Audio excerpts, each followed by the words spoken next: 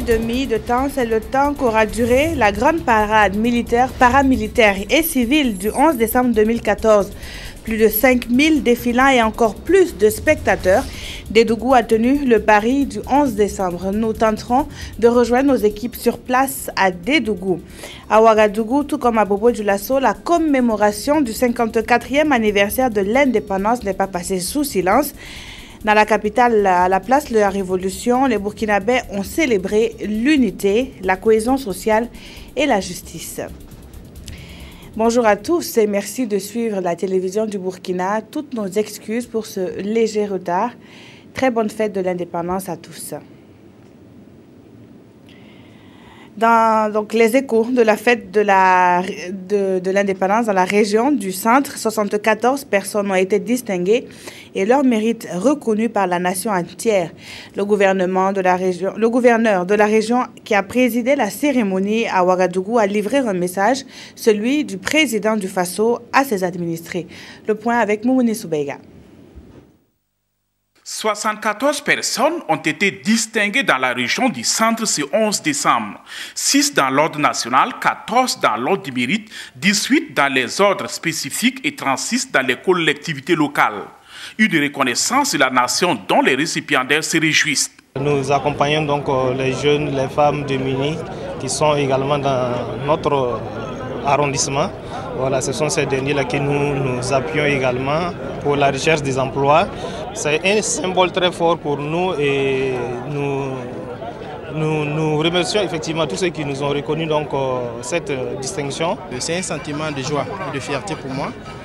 Également aussi, c'est une interpellation à un redoublement d'efforts dans le travail, surtout avec intégrité, courage et beaucoup d'admiration.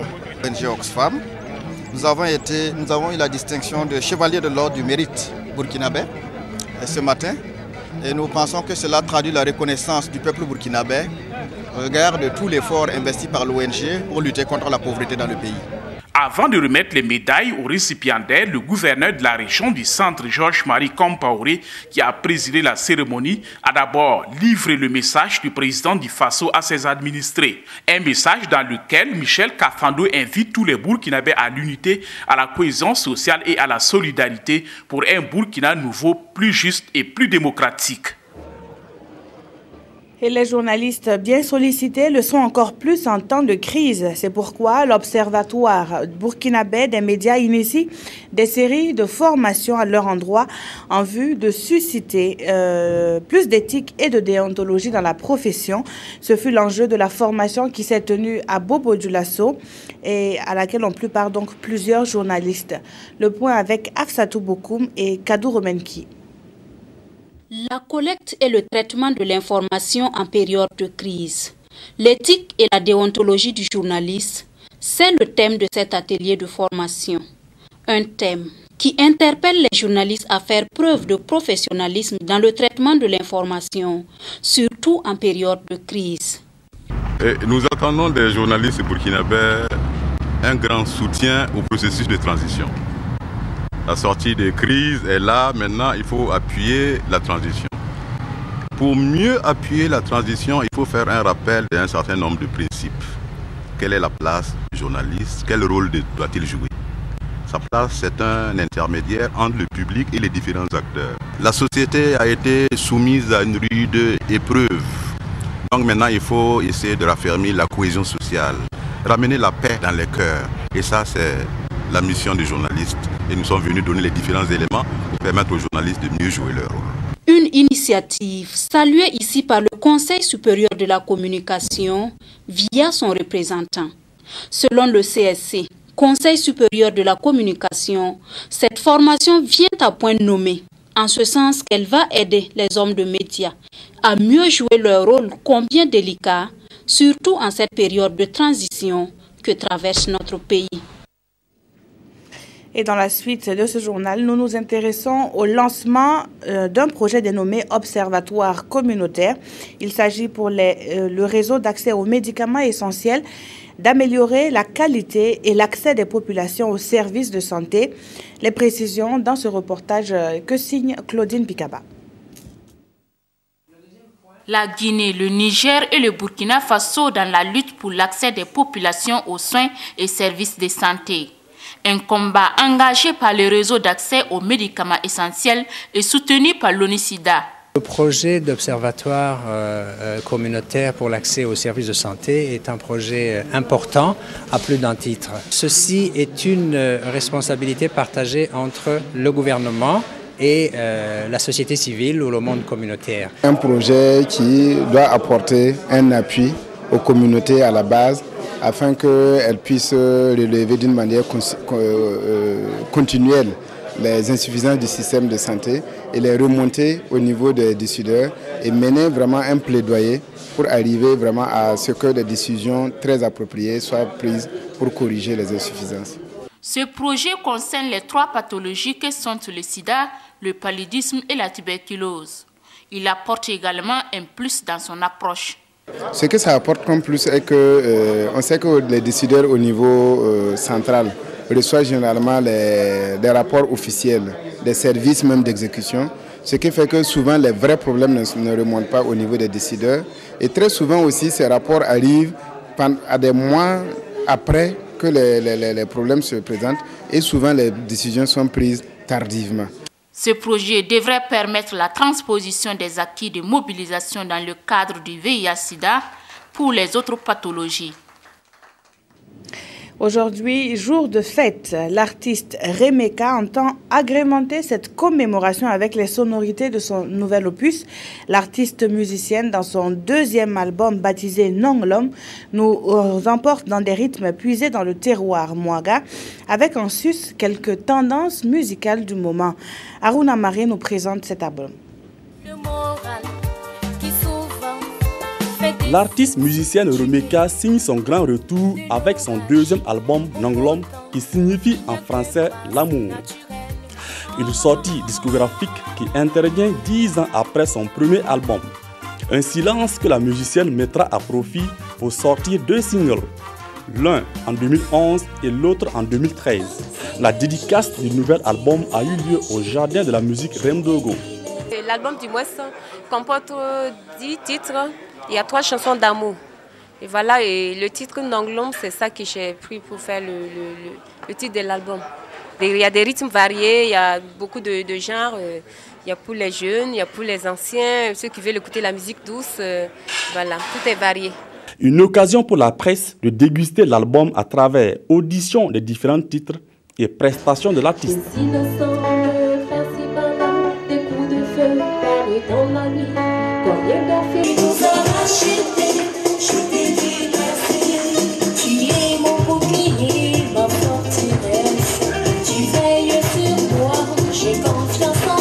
Plusieurs thématiques sont développées dans cette œuvre musicale. Je parle de la paix, je demande le pouvoir à vie et je parle des violences faites aux femmes. Il y a Wassak où je chante la patrie, mon espoir où je loue Dieu. Et merci Jésus que je rends grâce à Dieu pour tout ce qu'il fait pour nous. Donc il faut dire qu'il y a beaucoup de thèmes, il y a vraiment la culture burkinabé dedans. L'artiste envisage prochainement aller à la rencontre de ses fans en organisant des concerts aussi bien dans la capitale qu'à travers les autres régions du pays.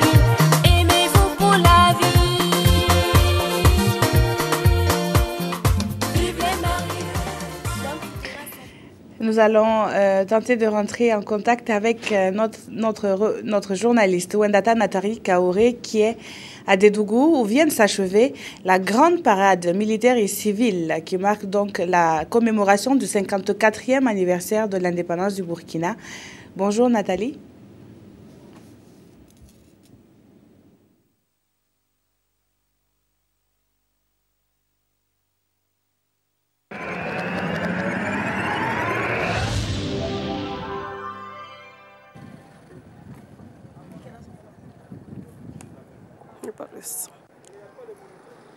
Le mouvement insurrectionnel Bonjour Peggy Ouedraogo, mesdames, messieurs, bonjour et merci de nous suivre depuis Dédougou où l'on célèbre aujourd'hui 11 décembre le 54e anniversaire du Burkina Faso. Vous l'avez certainement suivi sur nos antennes. L'un des moments forts de la célébration de cette fête a été la grande parade civile et militaire ce matin. Au total, 3500 défilants ont assuré cette parade sous le regard admirateur de la population et des autorités. L'ambiance du défilé de ce matin vous sera proposée dans quelques instants par Karim Patrick Namouano.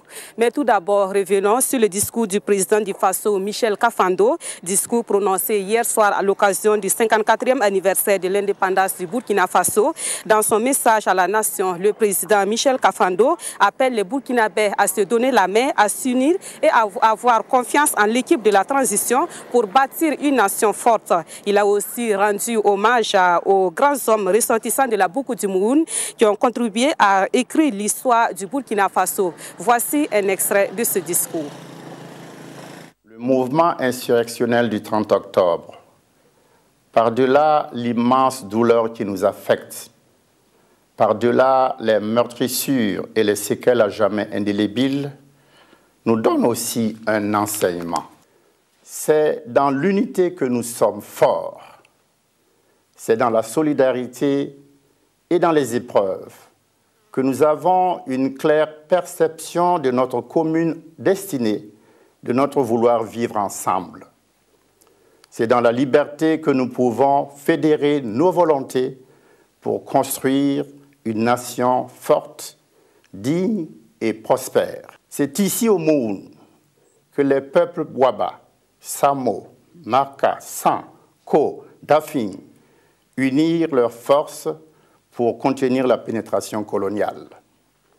Les fresques du crépuscule des temps anciens de Naziboni ont rapporté amplement ces hauts faits d'armes. C'est ici aussi à Dédougou que s'organisèrent autour des luttes politiques de l'après-loi cadre avec Naziboni, Joseph Kizerbo, Amadou Ntiko, le refus de la communauté franco-africaine et surtout la revendication sans condition de l'indépendance immédiate. Qui nous inspire toujours ces intrépides devanciers? Qui nous inspire et qui nous guide pour que leur expression singulière d'amour de la patrie nous serve à jamais de leçon et de référence pour consolider notre unité et notre indépendance nationale. Par ailleurs, nous organiserons incessamment les États généraux de la justice dans l'optique de concevoir des réformes hardies et appropriées pour régler l'ensemble du contentieux, soit en attente, soit déjà enrôlé. Bien évidemment, pour poursuivre notre politique de redressement, nous avons besoin de votre confiance. Et puis, c'était le 4e discours officiel du président Michel Kafando. Depuis sa désignation, il s'est adressé à la population pendant environ 7 minutes. Que retenir de ce message du président du Faso? Je reçois sur place Agima David Tombiano pour une analyse. Bonjour Agima. Bonjour Nathalie. Alors, que retenir du message du président du Faso? Nathalie Kaoré, il y a 2 mots sur lesquels le président Kafando s'est appesanti. De unité et concorde nationale, c'est un grand défi post-insurrection qui a vu la nation endeuillée par le sang versé des martyrs, de nombreuses familles meurtries par des destructions de tout genre. C'est le prix qu'il a fallu payer pour sauvegarder le principe de l'alternance démocratique cher aux Burkinabés et inscrit dans la Constitution depuis 1991. Au-delà de ce soulèvement contre la modification de l'article 37, la manière de gérer et d'organiser l'État ont sémé les graines de la division et a mis à rude épreuve l'unité nationale, une aspiration profonde de la nation traduite par la devise nationale. Les grandes disparités entre riches et pauvres, le favoritisme et le népotisme, la corruption, les déficits de justice, autant de mots toujours décriés et qui font le lit de crise, de conflits et qui alimentent des frustrations. Le défi de l'unité, c'est donc celui de la justice, du pardon et de la réconciliation. Et il faut le faire. Le président du Faso insiste là-dessus. C'est dans l'unité que nous sommes forts. Mais il n'y a pas d'ordre véritable dans l'unité sans la justice, comme dirait Roger Martin du Grand. Et la justice, c'est la sanction des injustices, selon Anatole France. L'institution justice aura été tant décriée pour les crimes impunis, pour la corruption dans les services, pour son manque d'efficacité et d'indépendance véritable, pour trouver aux grands mots les grands remèdes. Le président Michel Kafando annonce des états généraux de la justice. Tout le propos du président s'est donc articulé autour des aspirations profondes de la République, de la nation, unité, progrès, justice.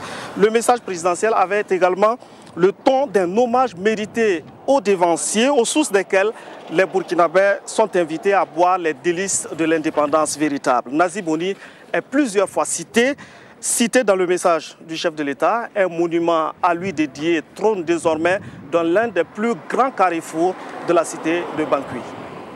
Merci beaucoup Agima David Tombiano pour ce commentaire. Et que pensent justement les citoyens du discours du président du Faso? La question a été posée à des habitants de la ville de Dédougou, des habitants qui apprécient positivement le contenu de ce message, même s'ils attendent de voir la concrétisation de certaines promesses. On les écoute au micro de Moussa Sanon.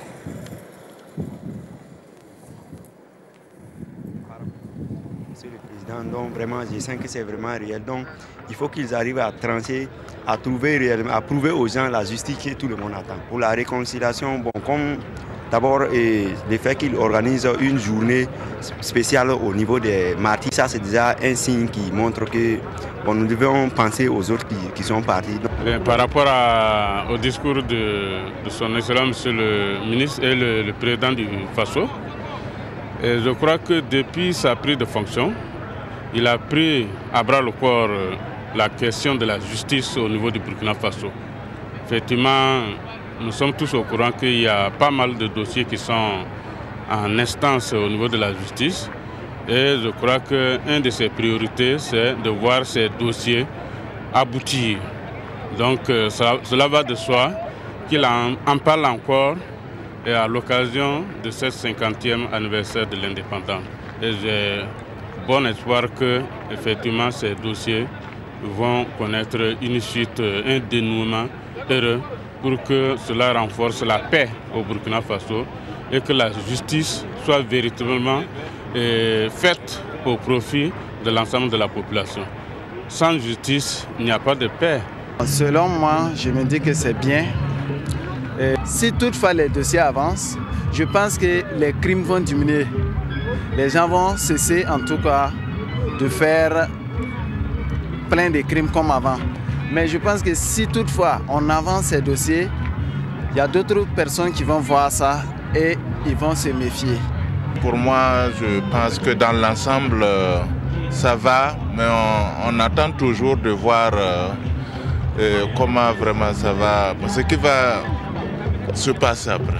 C'est un peu tôt pour juger vraiment. J'attends toujours de voir vraiment la réalisation de toutes ces promesses. Et puis la retraite au flambeau était inscrite dans les activités commémoratives du 11 décembre. Elle a eu lieu hier dans la soirée sur les artères de la ville de Dédougou. La retraite au flambeau est une façon de rendre hommage aux héros dévanciers. Elle a été assurée par les forces armées nationales avec à leur tête le chef d'état-major général des armées, Pengronoma Zagre, Siriki Milogo et Eleonore Ouedraogo Yerbanga. Ces militaires, paramilitaires, forces de l'ordre, étudiants des écoles de formation et civils ont sillonné quelques artères de la cité de Bangui. Le parcours a été divisé en deux, le circuit Alpha et Bravo. C'est le chef d'état-major général des armées qui a donné le ton et direction marché central de Dédougou, puis la circulaire avant de rejoindre le point de départ. Occasion pour les habitants de la ville d'admirer cette marche qui revêt un double sens.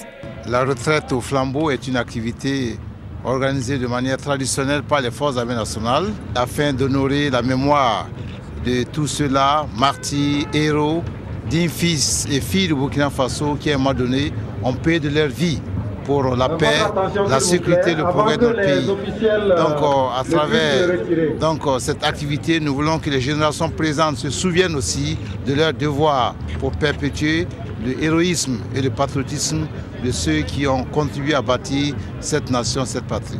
Le sens et la beauté de la retraite au flambeau n'a pas laissé indifférents ses participants. Et pour rien au monde, ces civils qui ont eu la chance de côtoyer des militaires ne pouvaient rater cette occasion. Ah, mais c'est très génial. Je suis très content d'avoir participé parce que c'est pas sûr que ce qui va venir encore va me trouver sur cette terre-là. La raison pour laquelle je suis sorti pour mon pays. Je suis contente, très contente même. C'est beau. Je n'ai jamais assisté à ce genre de cérémonie. Je souhaite que chaque année, ça se produise. Une cérémonie qui a lieu d'habitude le 1er novembre à l'occasion de la fête de l'armée. Avec les événements que le pays a connus cette période, la cérémonie a été couplée avec celle de la célébration des festivités de la fête de l'indépendance.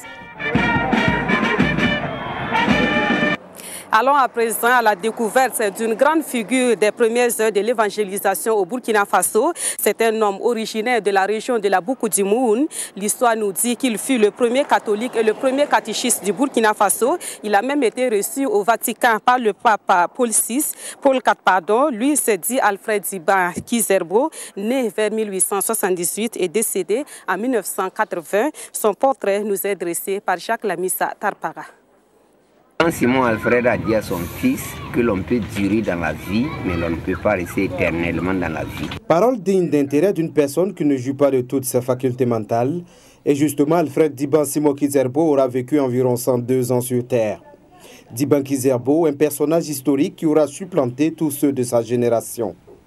Né vers 1878 à Da, près de Touga en pays Samo, Di Kizerbo a connu une vie tumultueuse. À 17 ans, il a été enlevé par des esclavagistes et vendu à Kabara, non loin de Tombouctou, dans l'actuel Mali. Il participe à la construction de l'église de Ségou. C'est là qu'il reçoit le baptême où il prend le nom de Alfred Simon. En 1976, il retourne dans son pays natal et est confié à la mission catholique de Thomas. Toute sa vie, il la consacre à son prochain. Dieu Alfred est un homme simple, très simple. Et très catholique. Il aime beaucoup travailler. Il respecte les gens. Il visite les pauvres. Il les aide. Il aide les malheureux. Hein? Tous les vieux qui sont malades, il passe tous les jours à leur rendre des visites. C'est l'expérience de la liberté retrouvée après la captivité en terre étrangère qui fut déterminante dans l'itinéraire spirituel de Di Alfred Simon. La rencontre des pères blancs à Tombouctou et surtout l'identification de la femme mystérieuse qu'il avait encouragée dans son projet d'évasion sous une statue de la Vierge Marie scelleront ses convictions. Son statut de premier chrétien du Burkina Faso ne fera que le conforter et l'affermir dans sa foi qu'il maintient en éveil jusqu'à sa mort. Lui, il est le dernier fils vivant de Diban Alfred Kizerbo. À 84 ans, Jean-Baptiste Kizerbo retient beaucoup de son père. Sa simplicité, son travail et sa prière. Ouais. Moi, j'ai essayé un peu de faire comme lui. J'ai essayé de travailler dans l'église pendant quelques années. J'ai essayé de faire un peu comme lui, mais notre temps avec le leur, ce n'est pas la même chose. Un homme hors du commun qui a du reste été reçu en 1975 au Saint-Siège par le pape Paul VI. Di Alfred s'assoit quelques minutes sur le trône papal avant d'être fait chevalier de l'ordre de Saint-Sylvestre. Alfred Simon Kizerbo meurt en 1980 au moment où le pape Jean-Paul II donne la bénédiction finale d'une messe célébrée lors de sa visite à Ouagadougou. Pour beaucoup de personnes, Alfred Diban est un saint et mérite d'être béatifié. Mais pour sa famille, seul le fondement de la foi chrétienne est important. Il attend la résurrection. Il attend la résurrection. Même s'il n'a pas vu le Saint-Père par terre, sur cette terre, mais il attend sa résurrection. Je pense que c'est sa résurrection qui aura le grand profit pour lui. Di Alfred Simon Diban Kizerbo repose ici à Thomas, dans ce caveau. Un véritable sanctuaire où se succèdent de nombreuses communautés au sein de l'Église catholique pour prier. Disons simplement que Di Alfred Simon Diban Kizerbo s'est acquitté de sa mission de guide, comme le signifie son nom Zerbo en langue san, avec une entière fidélité et surtout avec une très grande confiance en Dieu malgré les adversités. il est resté constant dans sa foi et exemplaire dans sa manière de vivre. Du sport à présent, la finale de la Coupe de l'Indépendance en football a connu son épilogue hier au nouveau stade municipal de Dédougou. L'équipe de la région des Hauts-Bassins a pris le dessus sur celle de la Boukou-du-Moun par le score de 2-0. Cette finale a été agrémentée par un magnifique sopara offert à la population de la cité de Bankui. Le reportage de Lassina Sawadougou. À 15h30 moins 5 minutes, arrivée du Premier ministre pour le salut des couleurs à l'entrée du nouveau stade municipal de Dédougou. Le Ditanien, exécuté par la fanfare de la garde nationale. Le Premier ministre va directement aux salutations d'usage sur le terrain. Les rouges de la Boukou-du-Moun. En face, les jaunes des Hauts-Bassins se disputent la finale de la Coupe de l'Indépendance. Nouveau Ditanien, cette fois avec la montée des couleurs, exécuté par les deux capitaines. Le match va enfin commencer et c'est au quart d'heure de jeu que le match va s'enflammer. Une occasion gâchée par Djakaridja Koulibaly qui offre un cadeau au portier des Hauts-Bassins. Dans le prolongement de l'action, les Hauts-Bassins grâce à Ismaël Karangiri ne se ratent pas pour ouvrir la marque. Le public du stade municipal est sous le choc. La Boukou-du-Moun doit réagir. Les tentatives vont se succéder, mais les attaquants manquent d'adresse, pas plus d'une fois. 1-0 à la pause. Dans cette période de fête, le Bankui n'a pas été en reste. Le Premier ministre a offert un lot de matériel sportif au club et la somme de 1 million de francs CFA. La fête était aussi dans le ciel de Dédougou avec ses vues aériennes de la ville et du nouveau stade municipal. Les hommes du commandant Woba du 25e régiment parachutiste commando basé à Bobo-Dioulasso vont faire, eux aussi, le spectacle. Scruter le ciel à la recherche des éléments. Ils sont 11 au total et chaque élément va s'évertuer à exécuter avec dextérité sa descente sur le stade municipal. Pour l'encourager également, bravo, bravo, bravo. Bravo. Calmement et le rond central. Le rond central, il a dit. Bravo. Bravo. En seconde période, les Bobolais par l'entremise du même Ismaël Karambiri double la mise. La Boukou-du-Moun va réduire le score sur un penalty grâce à Djakaridja Koulibaly. 2-1, plus rien ne sera marqué malgré les nombreuses tentatives de part et d'autre. Les Hauts-Bassins succèdent à la région du centre au palmarès de la Coupe de l'Indépendance. 750 000 francs CFA, la médaille de bronze pour le 3e, la région de l'Est. 1 million de francs CFA pour les vaincus de la Boukou-du-Moun et la médaille d'argent. 1 500 000 francs CFA pour les vainqueurs et la médaille d'or. Nous félicitons donc les jeunes gens qui nous ont gratifié d'un match de très belle facture, techniquement un niveau très relevé, mais surtout empreint d'un fair play exemplaire.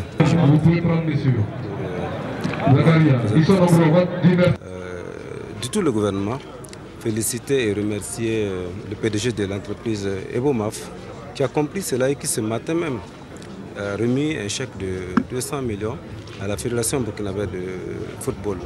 Et également qui s'est engagé à convoyer vous les journalistes au nombre de 50 à la CAN 2015 en janvier. Le stade municipal a certes accueilli son premier match, mais des travaux de finition doivent être encore exécutés pour l'achèvement total. Je peux vous rassurer que ce stade sera entièrement exécuté. En fait, c'est une question de semaine. Vous revenez ici dans un mois et vous m'en direz de nouvelles. Dans un mois donc, nous serons là pour ensemble faire le constat.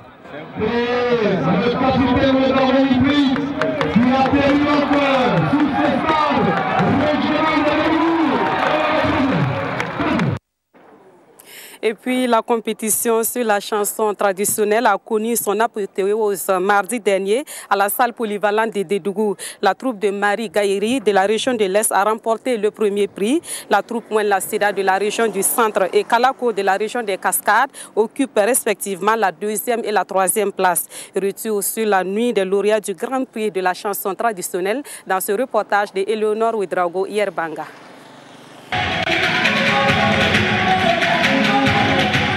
Sans est elle la lauréate du Grand Prix national de la chanson traditionnelle 2014. Marie Gaïri, avec sa troupe originaire de la région de l'Est, a impressionné les membres du jury grâce à son expression musicale, sa performance vocale, son occupation scénique et l'harmonisation de ses instruments. Elle remporte ainsi une attestation de participation et la somme de 1 million de francs CFA. Quand vous prenez la première troupe, c'est une troupe qui a été préparée par la radio-télévision nationale Gaïri. Et depuis lors, elle monte en credo. Et en ce moment, vous avez senti qu'en tout cas, elle avait l'assurance par rapport aux autres. Mais dans l'ensemble, cette année, les troupes ont beaucoup évolué. Au niveau de la thématique, au niveau de la prestation sur scène et même au niveau des thèmes. La deuxième place revient à la troupe Ouin Sida de la région du centre qui empoche 750 000 francs CFA et la troisième place à la troupe Kabako des Cascades avec 500 000 francs CFA. C'est un lieu effectivement donc privilégié d'émulation, de permettre à des expressions artistiques qui n'ont pas toujours eu l'occasion de s'exprimer, de le faire. Entre deux SNC, nous mettons donc les grands prix nationaux et ça permet donc à certaines, il y a beaucoup de disciplines et vous savez très bien que ça permet de révéler pas mal d'artistes, que ce soit au niveau de la chanson traditionnelle, au niveau de la chanson moderne. La nuit des lauréats a été mise à profit par le comité d'organisation des festivités du 11 décembre pour exaucer le vœu de feu Jacques Prosper Bazé en offrant son livre Le Moïse du Bois-Mou à la famille du regretté Nazi Bouni. C'est la preuve que les festivités du 11 décembre ne se limitent pas seulement à quelques activités, mais c'est bel et bien un ensemble diversifié d'activités dont la culture. Et c'est également la preuve par rapport à ce que nous avons vu et en termes de production littéraire que les œuvres des héros subsistent même après leur mort et les étoiles brillantes ne sont jamais éteintes. C'était le cas de feu Nazi Bouni, c'était le cas de feu Jacques Prosper Bazé. Les 3 autres troupes compétiteurs ont aussi été récompensées cette nuit avec des attestations de participation et la somme de 200 000 francs CFA. La commune rurale de Tchériba est réputée pour l'activité de poterie, une activité génératrice de revenus pour les femmes de cette localité. L'expertise de ces femmes séduit les voyageurs qui traversent la commune de Tchériba. À la faveur du 11 décembre 2014, une des équipes de la RTB a fait un zoom sur cette activité des femmes de Tchériba. Voyons cela dans ce dossier de Holopoda. Elle est reconnaissable par ses pots en terre cuite. Tchériba, voici le nom d'une commune rurale de la province de Mohone réputée pour ses poteries. Ici, l'art de la poterie se transmet de génération en génération. C'est depuis nos ancêtres. Nous, on est nés trouver ça. Nos mamans faisaient. Bon, nous aussi, on est nés, nous aussi, on fait ça. C'est ici, l'argile se trouve. Sinon, l'argile là-bas, ça ne se trouve pas dans tous les coins. Mais à Tchériba, ici, il y en a. Bon, puis dans quelques villages aussi, il y a l'argile. C'est pour cela que ça se produit très bien à Tchériba, plus que dans les autres villages. Faites de façon artisanale, les poteries sont une expertise féminine ici à Tchériba. Ces mains expertes créent des formes variées suivant plusieurs modèles. La brillance et l'intensité de leurs couleurs marron ou rougeâtre leur confèrent une apparence de cuir. Bon, il y a d'autres qui utilisent comme des fétiches, il y a d'autres qui utilisent aussi pour mettre des trucs secrets dedans. Quand je regarde comme ça me va droit au cœur. C'est très joli, ça embellit mon salon. Ce n'est pas la première fois que je m'arrête. Je me suis déjà maintes fois arrêté ici. J'ai pris beaucoup d'objets ici. Et quand je rentre chez moi, je vois que c'est très beau. Tchériba est une contrée fortement culturelle et artistique qui voyage dans le temps et dans l'espace à travers sa poterie. J'ai des partenaires qui me prennent ça en France, à Saint-Paul-Trois-Châteaux, Union Tropique, Association des Pères Blancs, FIFALA. Ça a un impact sur la commune de Tchériba. J'ai des taxes à payer. Et puis avant même que l'exportation même ne se fait, le Burkina même a quelque chose dedans. Parce que le conteneur est payé, voilà, à la douane. Avant, Tchériba n'était pas comme ça, mais grâce à la poterie, je vois que ça fait développer le village. Et ces braves femmes sont à féliciter. Des assiettes, des canaries, des bols, des tasses, bref, les formes illustrent à souhait la grandeur de l'expertise. Ici, l'art nourrit bien son homme. Par an, il peut faire un conteneur de 3 millions de poteries. Il y a des gens qui peuvent gagner 10 000 francs, 5 000. Bon, on ne se plaint pas. On arrive à s'en sortir. On aide nos maris à la maison pour les petites dépenses. C'est un travail bénéfique. Nous arrivons à scolariser nos enfants et à subvenir à nos besoins. On repart un peu frustré de ne pouvoir emporter que des images. Pour vous qui serez à Dédougou à la faveur du 11 décembre, faites une escale à Tchériba et vous séduirez vos amis en leur servant à table dans un magnifique plat en terre rouge, du poisson braisé ou du gratin. Voilà, merci Olopoda. Et c'est tout pour la page spéciale 11 décembre à Dédougou dans l'édition de 13h15. Merci de nous avoir suivis et c'est avec plaisir que nous vous retrouverons à 20h pour le dernier duplex.